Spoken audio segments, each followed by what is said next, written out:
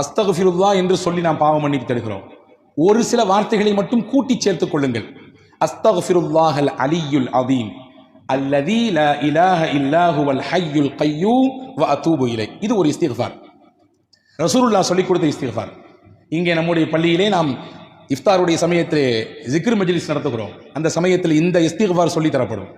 அஸ்தக்ஃபிருல்லாஹல் அலியுல் அதீம் அல்லதீ லா இலாஹ இல்லா ஹுவல் ஹய்யுல் கய்யூம் வ அதூபு இலை. இது 3 தடவை ஒருவர் சொல்கிறார். 3 தடவை. ரசூலுல்லாஹ் எவ்வளவு பெரிய கூலி சொன்னாங்க தெரியுமா? 5 பாக்கியம் கிடைக்கும் அவருக்கு. 5 பாக்கியம்.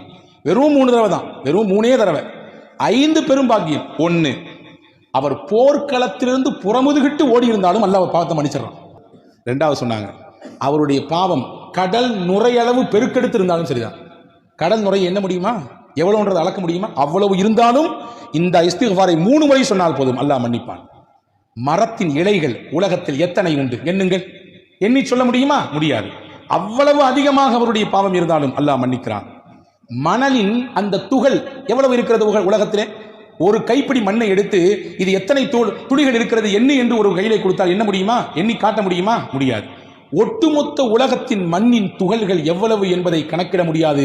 அவ்வளவு கணக்கிட முடியாத பாவத்தை, குற்றத்தை ஒருவர் செய்திருந்தாலும் இந்த இஸ்திக்ஃபாரை 3 முறை ஓதினால் போதும், அல்லாஹ் மன்னித்தரான்.